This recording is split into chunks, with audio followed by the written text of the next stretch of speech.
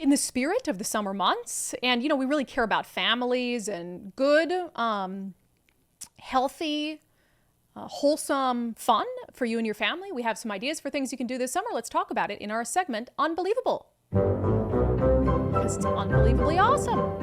It's good.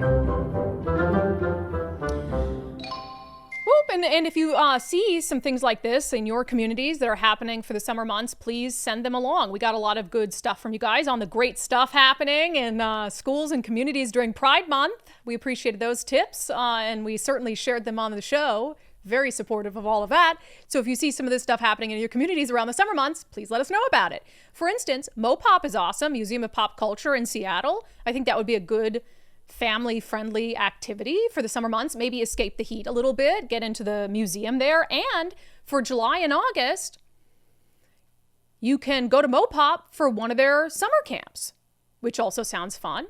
And I kind of look at this picture and I'm like, okay, wig, what is it? What is the summer camp? Maybe fashioning some wigs, playing dress up.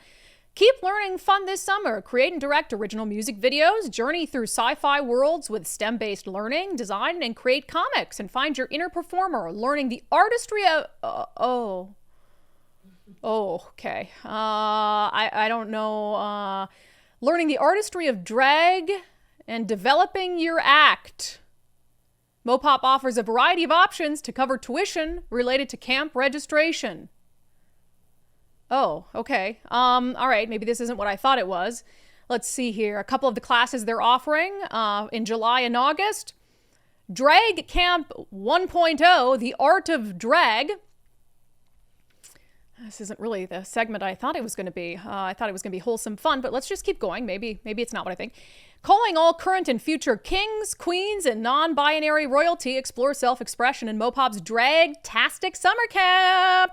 Led by Seattle performers and artists, you'll investigate drag history and work together with local artists to create your own personas. You'll choose your names, explore hair and makeup techniques, and develop your persona's stage presence. At the end of the week, celebrate your new drag personas with a private showcase.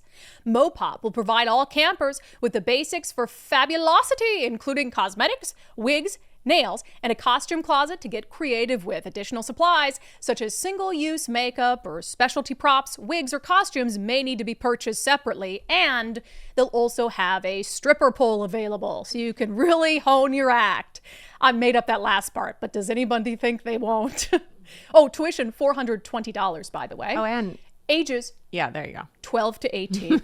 Yes, ages 12 to 18. And then for the more seasoned 14 to 18-year-olds, Drag Camp 2.0, The Art of Performance. Take the stage in style. Drag 2.0 campers will work with local artists to amplify existing or new personas and ready them for a full show. Explorations include costume design, developing a stage routine, and story arc with dialogue, new forms of dance and movement, and leveling up core skills like hair, nails, and makeup. At the end of the week, campers will celebrate their new drag personas with a private showcase. And as always, MOPOP will provide all campers with the basics for fabulosity, including cosmetics, wigs, nails, and a costume closet to get creative with. Note, Drag 1.0, The Art of Drag, is not required to sign up for Drag 2.0. So if your 12-year-old child wants to bypass Drag Camp 1.0, and if they're 14 by now and maybe they've already got some experience you've been training them in drag at home or taking them to drag shows out in the community, they could just skip over it altogether and go to Drag Camp 2.0 happening this summer at MOPOP.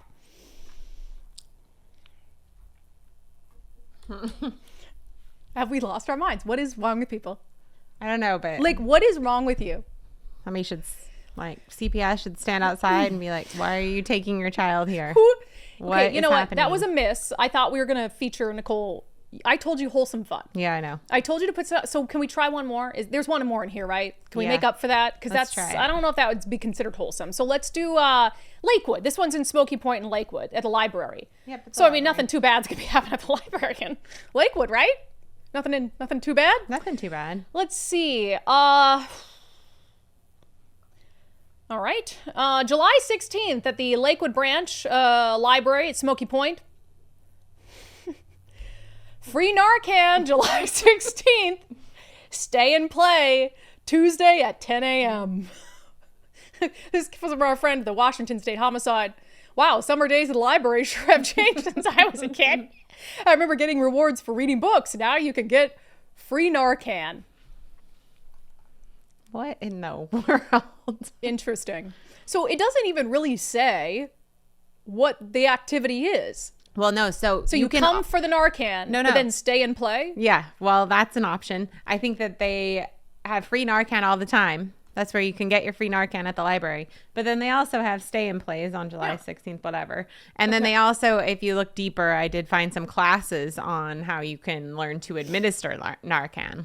Wow. I think that's a great family activity. Right? Because chances are pretty high that your child is going to have to be the one to bring you back from the brink of death when you OD on fentanyl. Because the state of Washington has something called the Keeping Families Together Act, where even if you're abusing fentanyl around your children, you get to keep your children, and the state will provide you, not a joke, this is real, a free lockbox. So you, as a responsible adult, once you inject the fentanyl into your body that can kill you at a moment's notice, you will then proceed to take that used syringe, any leftover fentanyl, and lock it up while your infant crawls around while you die on a couch. So maybe, kids as young as, 1 should be trained in the use of Narcan, because in the state of Washington, it's perfectly fine to be in a household with your parent while they're ODing on fentanyl. And, you can get the Narcan from the Smoky Point Library while you're there.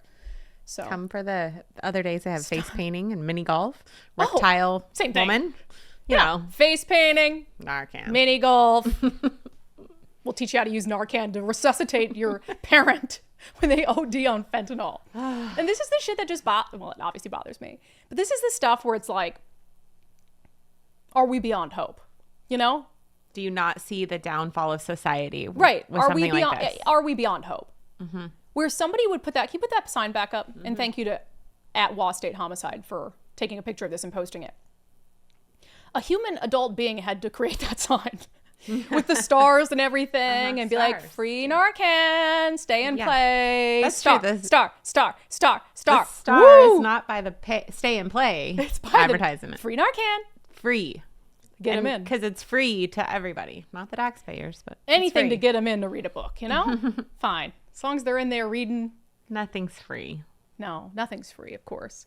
You guys, I'm sorry I let you down. I really thought that it's really Nicole's fault. I told her, I specifically told Nicole, find some wholesome, family-friendly activities happening in our communities this summer. It's the best I could so do. we can highlight them. Those were the best ones. All of the other ones were so much worse than that.